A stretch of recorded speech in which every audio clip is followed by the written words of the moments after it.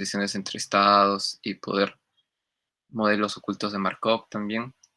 Y esto también está bastante relacionado porque acá se miden secuencias de palabras nuevamente, ¿no?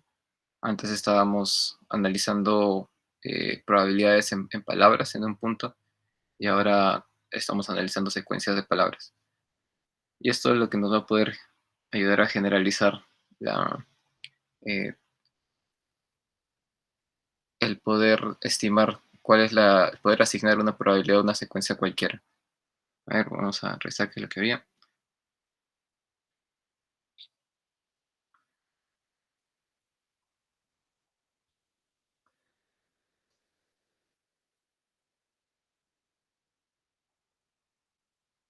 Ok, acá vimos cómo se pueden usar en bastantes tipos de aplicaciones. eh, el tema de modelos de lenguaje y cómo están relacionados a este tipo particular de modelo de lenguaje que es basado en enegramas. Y es justo lo que hemos visto aquí, ¿no? Que se va a estudiar. Y otras cosas que se van a ver como detalles será cómo manejar palabras que están fuera de vocabulario, con diferentes técnicas, o cómo evaluar modelos de lenguaje.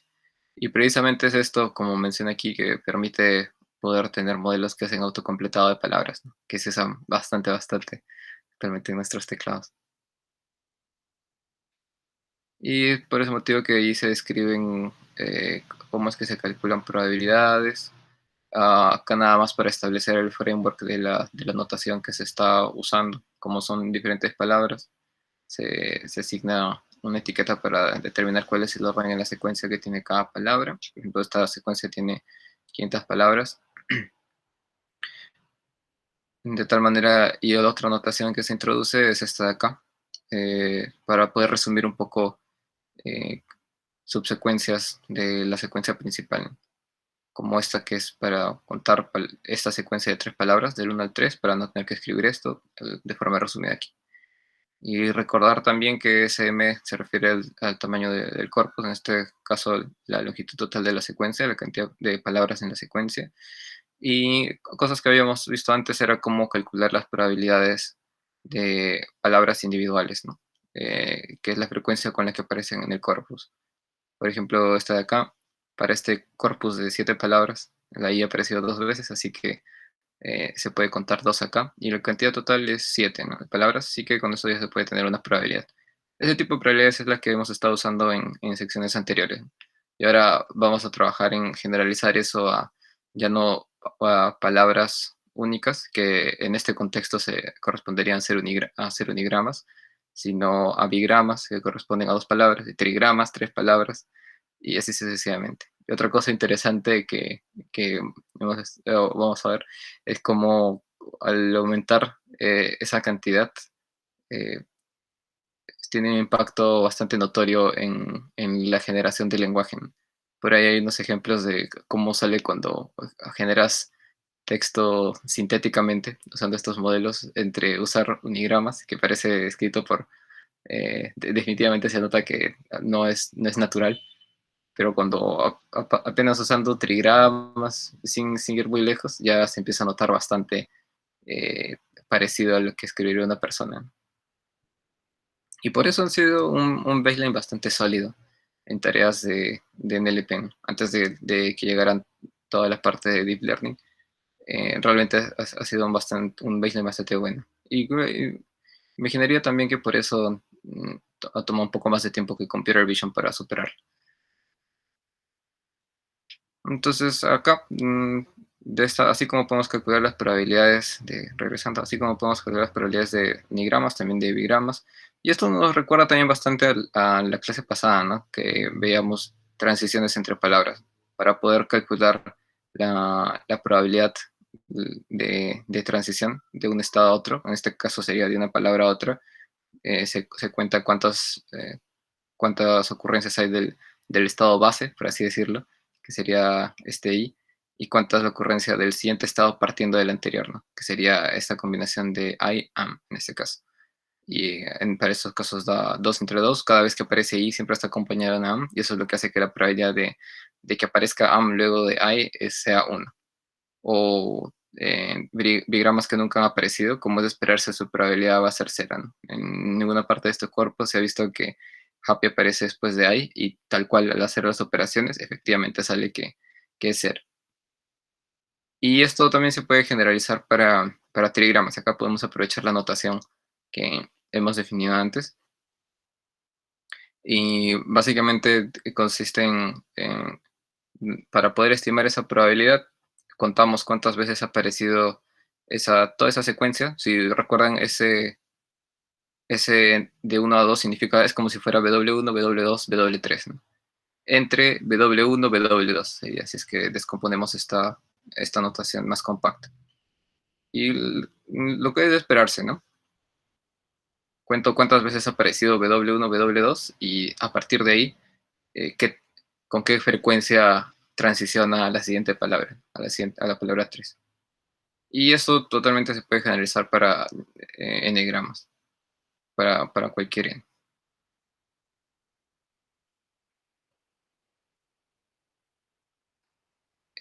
Sí, acá más ejercicios, creo que soy algo nuevo acá. Que entonces si es que quisiéramos calcular lo que estuvimos calculando en la sección anterior era esa probabilidad condicional. Y bajo la definición que tienen probabilidades condicionales, que es esta de acá, si es que más bien quisiéramos calcular una probabilidad conjunta, que es esta de aquí, como podemos ver, si es que pasamos esto a multiplicar, nos daría eh, esta igualdad, ¿no? Entonces, para poder, si quisiéramos calcular una probabilidad conjunta que tenga varias palabras, y esto es al final lo que vamos a querer, ¿no? ¿Qué es lo que hablamos en la primera sección? De que con un modelo de lenguaje podamos estimar la probabilidad de toda una secuencia. Entonces, si nuestra secuencia tiene 4 palabras, lo que quisiéramos es ver cuánto vale esto. Entonces, para poder traducir eso en probabilidades o probabilidades condicionales, acá se puede, usando esto nada más, se puede llegar a la conclusión de que es equivalente a esta de acá, que es como una regla de la cadena, como pueden ver, ¿no? Probabilidad A por probabilidad de B dado A de lo anterior, por probabilidad de C dado lo anterior, A, B, por probabilidad de lo siguiente, D dado lo anterior, A, B, C. Esto se puede derivar si es que asumimos que este BCD está junto primero, como si fueran dos elementos, que sería probabilidad, con lo cual sería probabilidad de A por probabilidad de BCD dado A. Si ese BCD dado A lo descomponemos, ahí nos da el siguiente término y ahí nos da el siguiente término.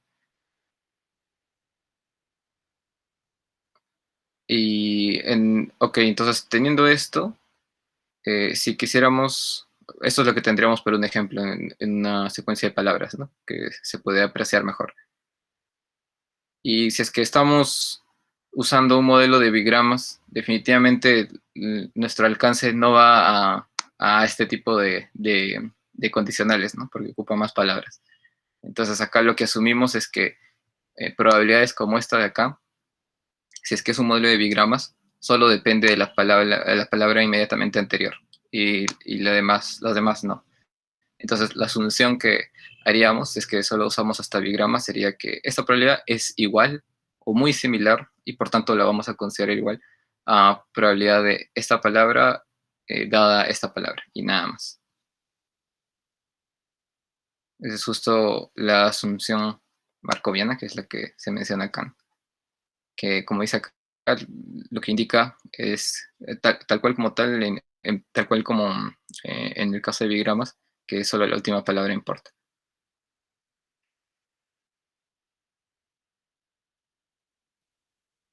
Y, ok, entonces con esto ya tenemos el framework básico con lo de acá, ¿no? De poder calcular probabilidades de secuencias. Entonces, casi todas las siguientes secciones se tratan de cómo, eh, qué retos existen, ¿no? al momento de manejarla, ¿no? Y es interesante toda esa cantidad de retos que existen al solo pasar de considerar una sola palabra o de repente dos palabras a considerar secuencias de mayor longitud. Una de ellas es que ya hemos notado de que para la primera palabra no va a tener una que sea anterior, ¿no? Entonces, como que va a quedar, tendríamos que estar jugando con unigramas junto con bigramas al mismo tiempo. Entonces, para poder manejarlo en el mismo framework, si estamos usando bigramas que todo sea de dos, lo más natural es agregar una etiqueta al comienzo de la oración, ¿no? Para que todas estas probabilidades que involucren las palabras que originalmente son parte del corpus se manejen bajo el mismo esquema, ¿no? Bigramas en este caso. Y por tanto, si es que estuviéramos hablando de trigramas, lo que correspondería sería agregar una etiqueta más, ¿no? Para que esta primera palabra tenga su contexto de dos palabras, de n-1 palabras necesarias. Y otro de los retos que surgen acá, como mencionaron, es que si es que, ok, tenemos esto que nos ayuda a describir la probabilidad de cualquier tipo de secuencia, de secuencia hasta tamaño n, por ejemplo, pero todas las anteriores también, de menor tamaño. La probabilidad de todo eso no suma 1, sino suma 1 por cada longitud de secuencia, ¿no? Si es que sumamos las probabilidades de los que suman 1, o de los que tienen longitud 1, perdón, eso da igual a 1. Si sumamos las probabilidades de los que tienen longitud 2, suma 1 también. Y sumamos las probabilidades de los que tienen longitud 3, 1. Y así sucesivamente, ¿no? Entonces, cada uno está como que en su mundo. Para poder unificarlo, lo que nos gustaría es que, como consecuencia de que esté unificado, todos sumen 1, todos. Entonces, ahí me parece interesante porque no conocía esa parte también, una forma de manejarlo bastante simple, sorprendentemente, es simplemente añadiendo un tag al final. Y con eso, al hacer las operaciones y cálculos, efectivamente ya todo tipo de secuencia y subsecuencia es igual a 1. Muy chévere manera de manejarlo. Y acá solo es necesario agregar 1. En el caso de acá sí era necesario agregar n-1 tags de inicio. Entonces, teniendo esto, y por tanto teniendo, además de calcular solo la probabilidad de esta última palabra dada a la anterior, también considerando esta palabra como parte del universo de n-gramas posibles. Entonces, ahí nuevamente podemos hacer un repaso de cómo calcular probabilidades de secuencias usando la regla de la cadena de la sección anterior y considerando la asunción markoviana, que sería en este caso, a ver, acá está calculando la probabilidad de esta acá, ¿no? Entonces, de manera de repaso, ¿cómo sería? Vamos primero, estos son bigramas, como vemos acá, las probabilidades que tenemos son para bigramas. Entonces, empezamos con la de acá, que sería probabilidad de esto, dada esta de acá, que, a ver, acá está, ¿no? Justo está calculado, 2/3, que cuadra porque esto de acá, S aparece 3 veces, y de esas 3 veces, lin aparece 2 veces, por eso es 2/3.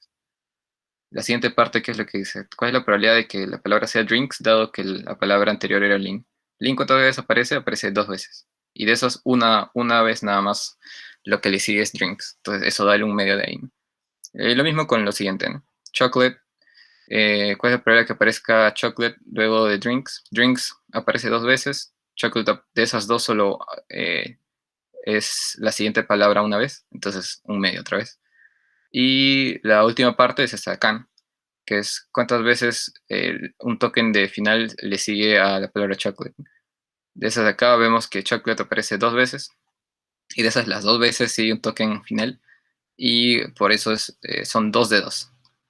Y multiplicando todo eso, eso ya nos da la probabilidad de la secuencia, de toda esta secuencia. Chévere, entonces con eso ya cumplimos nuestra misión de ser capaces de calcular probabilidades de toda una secuencia, ya no solo de una palabra, ya no solo de 2 palabras.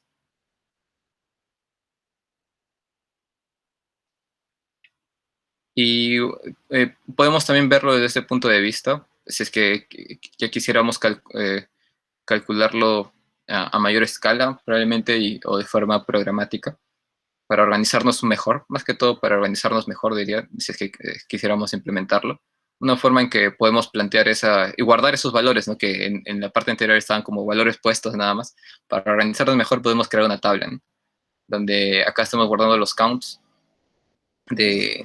por ejemplo, a ver, Study, para este corpus, esta sería su tabla correspondiente que guarda los counts, como dice acá, bigram count matrix, continuando en el contexto de bigramas.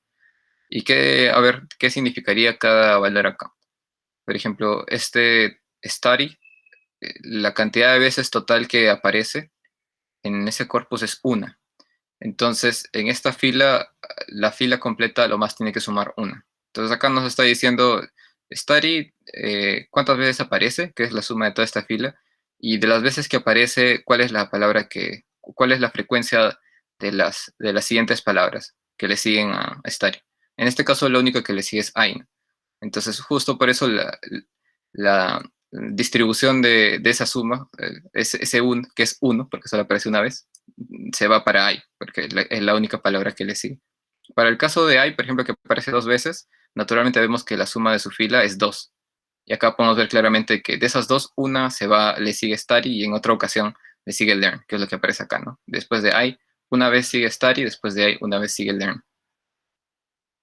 Entonces, con eso ya, aparte, teniendo esta tabla, si calculáramos una tabla para el corpus, para cualquier tipo de corpus, podríamos ser capaces de calcular las probabilidades, ¿no? Siguiendo la fórmula que habíamos visto en la sección anterior, que una probabilidad la podemos calcular dividiendo counts. Entonces, si esto nos ayuda a tener los counts de la primera parte, que serían elementos, y los counts que están acá abajo podrían ser la fila.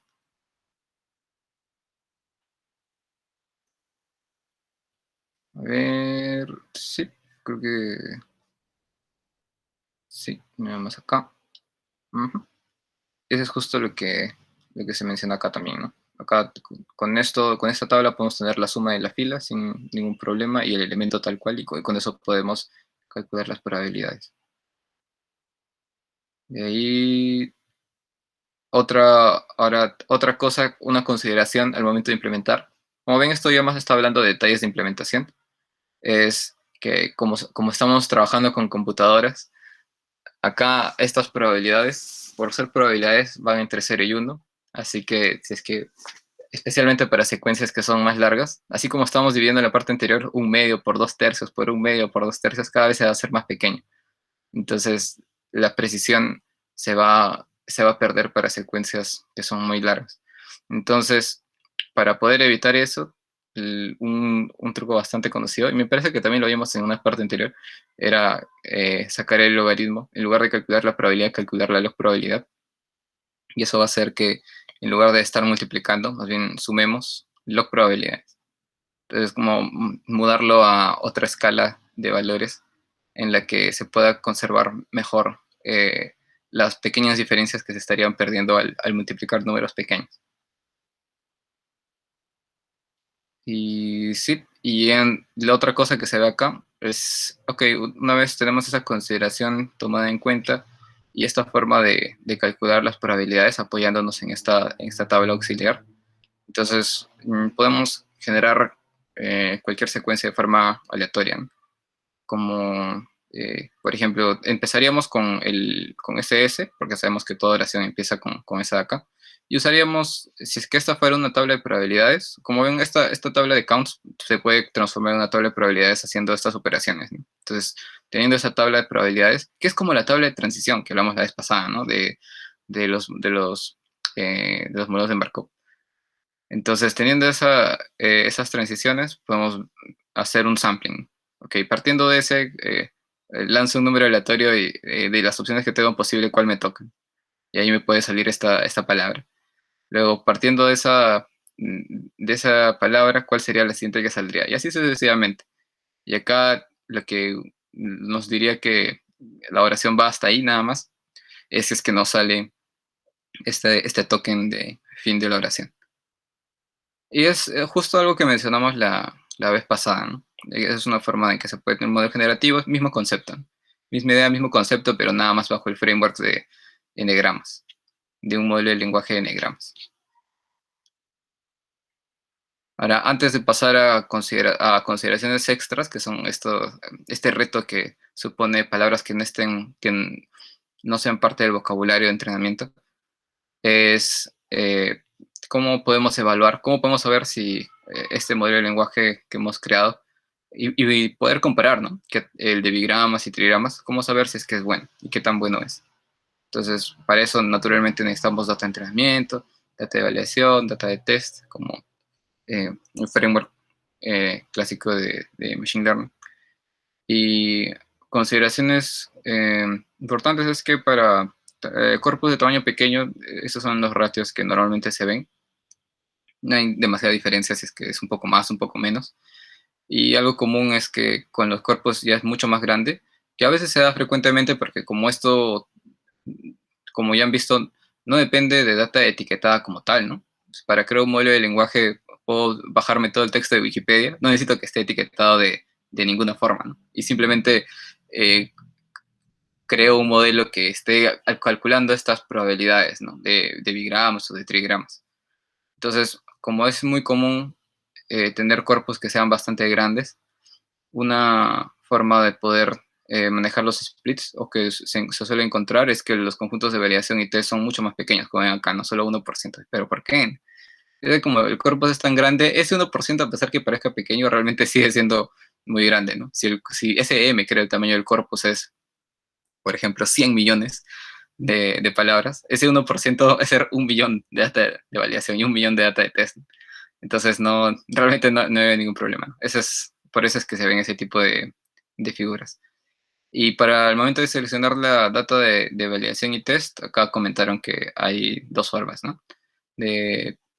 Por ejemplo, si es que estas fueran páginas de Wikipedia que sean a las cuales se les ha hecho scraping, entonces podrían seleccionarse una página entera para test, ¿no? Otra de las páginas de forma aleatoria para validación, otra de las páginas para entrenamiento. Se puede hacer eso, y otra forma sería no ir a este nivel de página, sino dentro del mismo texto en general, asumir que es uno solo, y ahí tomar secuencias de forma aleatoria, algunas para test, otras de entrenamiento y otras de prueba. Esto diría que puede ser esto un poco más como equilibrado por el punto de vista de probabilidades, porque no estás acá, creo que diría yo que garantizas un poquito más que la data que veas es uniformemente distribuida. En este caso, puede ser un poco diferente, ¿no? Si te tocó un artículo que se trataba de animales y este artículo que trataba de, no sé, de historia universal, entonces el tipo de palabras que va a haber va a ser diferente.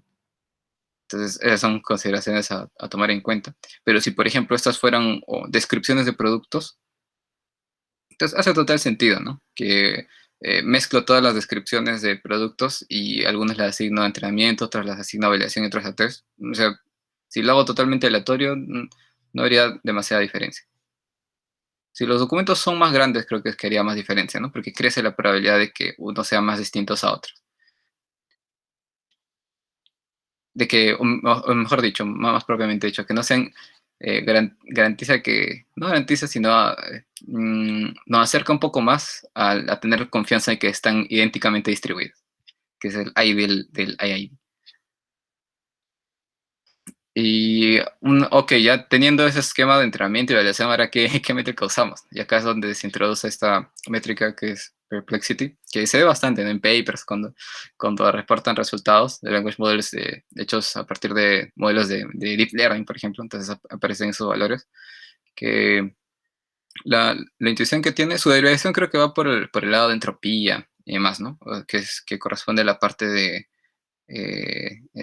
información, ¿no? De poder hacer mediciones sobre información que está contenida en un objeto, ¿no? En teoría de la información. Eh, pero, ¿cuál es la intuición que hay detrás de esto, ¿no? Por ejemplo, de esta manera es que está definida el perplexity, que es vemos que depende de la probabilidad de la secuencia, en este caso la secuencia de test, ¿no? Que es sobre la que quisiéramos hacer la evaluación. Y que podría ser bajo diferentes formatos, ¿no? Si es que puede ser por cada uno de estos elementos de validación o test, ¿no? Si es que cada uno de estos es una oración, por cada uno de ellos calculamos y luego sacamos el promedio. Eso parece una forma de manejar. Entonces, si tenemos evaluar una secuencia, lo que vemos es que tiene este factor extra, ¿no? ¿Y qué es lo que estaría haciendo, ¿no? Como mencionaron en el video, este se llama también perplexity, porque como dice acá, eh, da ese sentido, ese nuance de que si es que la palabra, si es que esto de acá para el modelo, si algo naturalmente, si una palabra que aparece en la data de prueba, que es algo natural, bajo el idioma inglés, por ejemplo, que era un dataset de inglés, lo que deberíamos esperar es que nuestro modelo le asigne una probabilidad alta. Y en términos de, usando este término, significaría, en otras palabras, que una persona debería sorprenderse menos, ¿no? Y por eso es que le llamaron perplexity también. La probabilidad que le asigne el modelo debería ser alta, o en otras palabras, el perplexity debería ser bajo, ¿no? La sorpresa que se lleva el modelo debería ser baja. Por tanto, lo que quisiéramos es que un modelo que sea bueno tenga un perplexity bajo, que lo que significaría sería que correctamente le asigna probabilidades altas a oraciones que son reales y que correspondientemente, aunque esto ya creo que es fuera del alcance de lo que mide acá, le asigne probabilidades que no sean altas o que sean bajas a oraciones que para, así como nosotros, nos parezcan que no tienen nada que ver con cómo es una palabra o una oración normal en inglés, por ejemplo, o en español. Y entonces vemos que son de cierta manera inversamente proporcionales, ¿no? Y justo esa relación inversa se la lleva a este término, ¿no? Que hace que se divida acá. Y este 1 entre m, como saben, es una raíz en base a m. Entonces, no tiene un efecto en la relación más que hacer un scaling, ¿no? Si es que se quiere ver desde ese punto de vista. Entonces, sí, ¿no? Como que el único efecto que tiene sobre los números es esos dos, ¿no? La relación inversa y el scaling para que estén en el mismo tipo de unidades. Algo que se hace comúnmente, como mencionaron también en el video, era que también, además de trabajar con Perplexity, también se debe trabajar con log Perplexity, que es simplemente sacar el logaritmo. Y inclusive en el mismo video creo que habían ejemplos de, ok, ya habiendo seteado la métrica de evaluación, cómo normalmente se comportan modelos bajo diferentes esquemas, ¿no? Por ahí creo que también daban los datos de cuánto normalmente es un Perplexity eh, que se encuentran en modelos, por ejemplo, para Machine Translation o modelos de lenguaje en inglés en general. Y acá está un ejemplo, ¿no? Esto lo vamos a activar.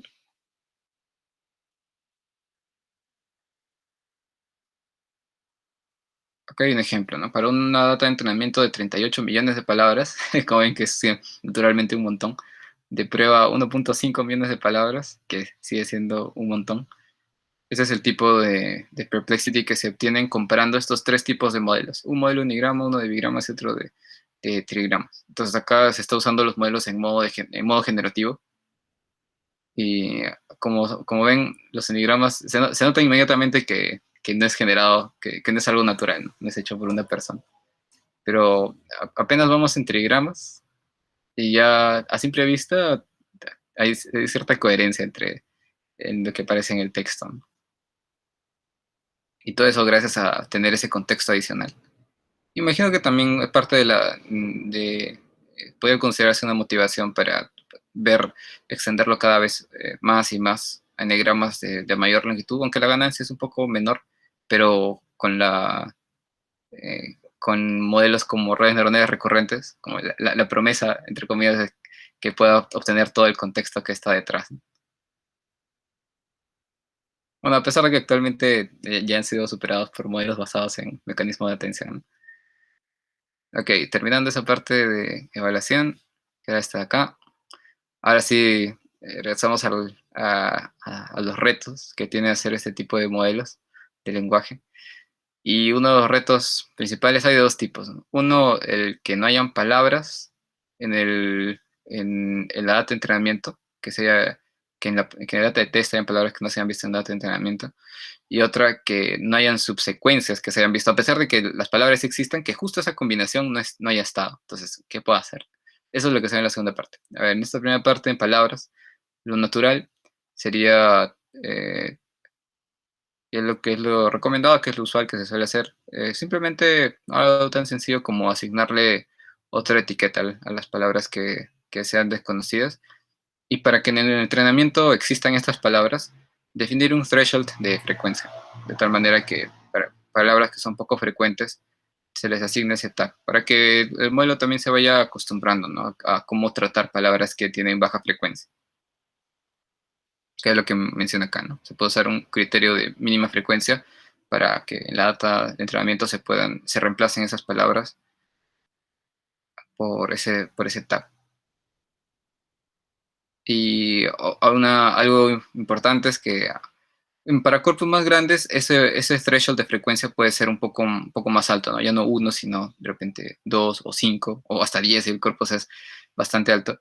Creo que parte del criterio iría por el lado de qué tipo, si es que hay una palabra que es poco frecuente, la estimación que tenga de su probabilidad no va a ser muy buena, ¿no? Entonces, no es que vaya a ayudar mucho al modelo. Solo palabras que aparezcan una decente cantidad de veces, podría tener más confianza en la probabilidad que se calculan. Entonces, eso me puede motivar a subirle un poco el threshold, ¿no? Para tener más confianza en las probabilidades que calculo sobre palabras que sí sé que aparecen una cantidad buena de veces.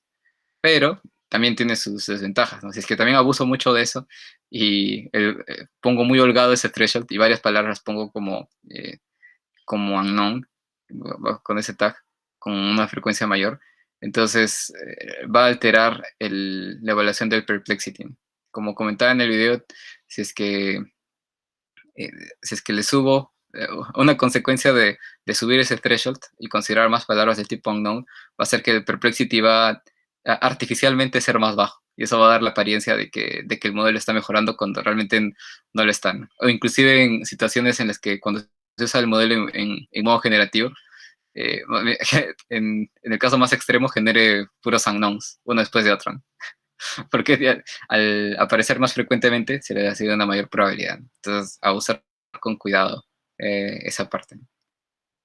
Y el otro problema principal que hay es el tema bueno, de subsecuencias de palabras que no hayan aparecido en el conjunto de entrenamiento, a pesar de que sus palabras, sus componentes, sí estén.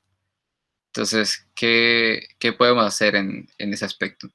Una forma de poder lidiar con eso, que en otras palabras sería enegramas, ya no palabras que no están, sino enegramas que no están, es smoothing, que ya lo habíamos visto en veces anteriores con los modelos de tipo Naive, si me no recuerdo, incluso una vez más también, que es simplemente la clásica, ¿no? Añadir uno acá, añadir uno acá, lo cual va a traer como consecuencia de que el denominador esté incrementado en v cantidad de veces, porque esto suma sobre la cantidad total de palabras en el vocabulario que está aquí. ¿Y qué significaría esto, no?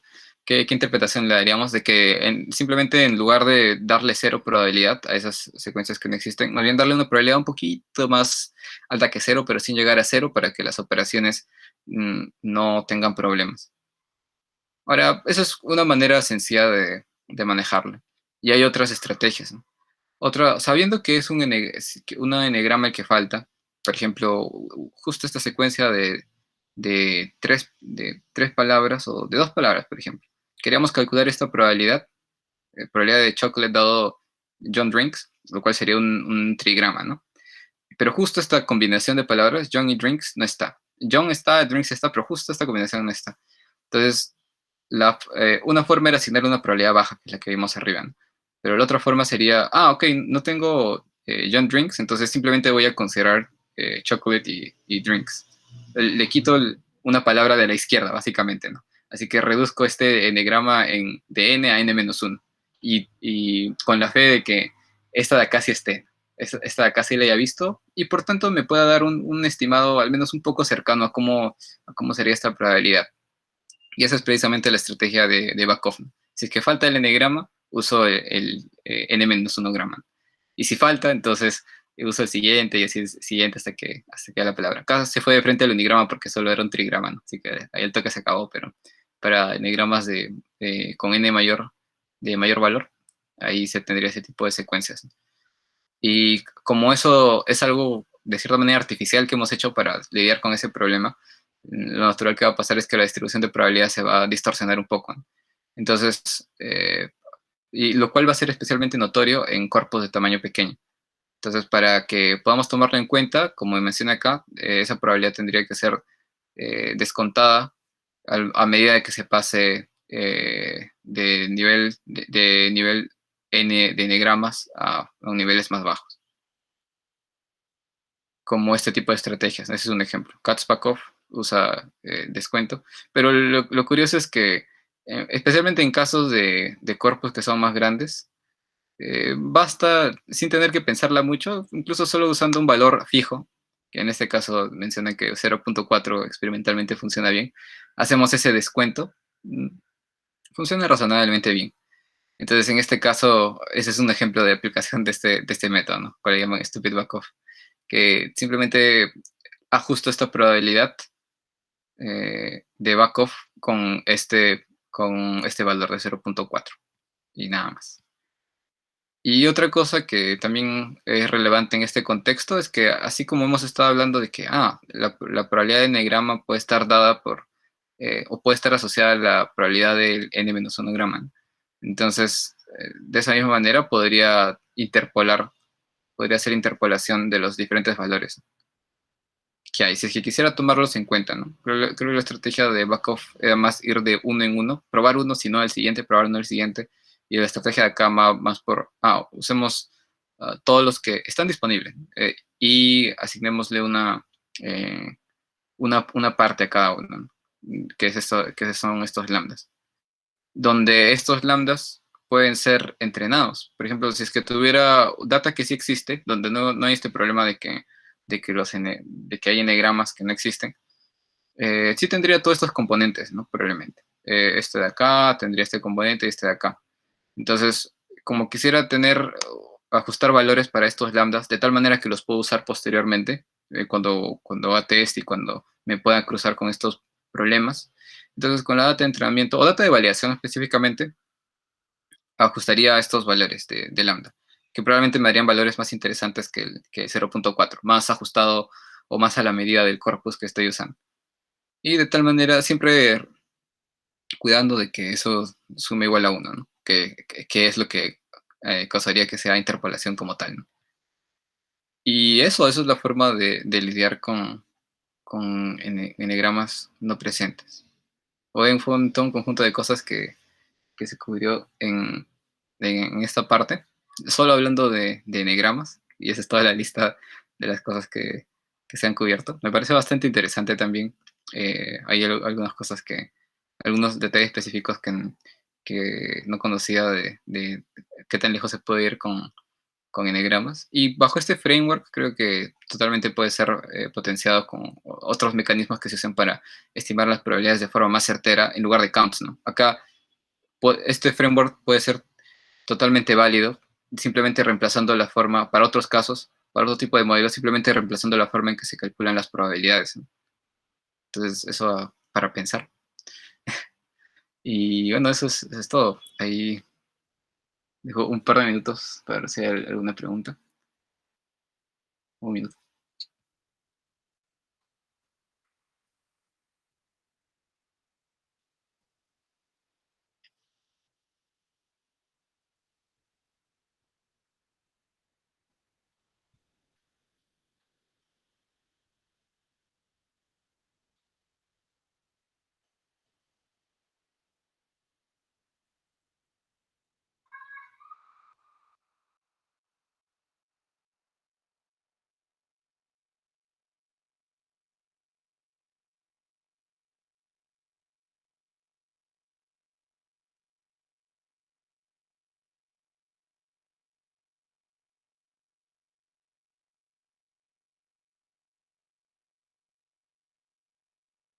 Chévere. Entonces, si no hay ninguna pregunta, eso sería todo. La siguiente sigue la semana 4 y con eso ya acabamos el curso 2. Todo el tiempo pasa muy rápido. Curso 2. Se empieza a hablar de Warden Banks. Chévere.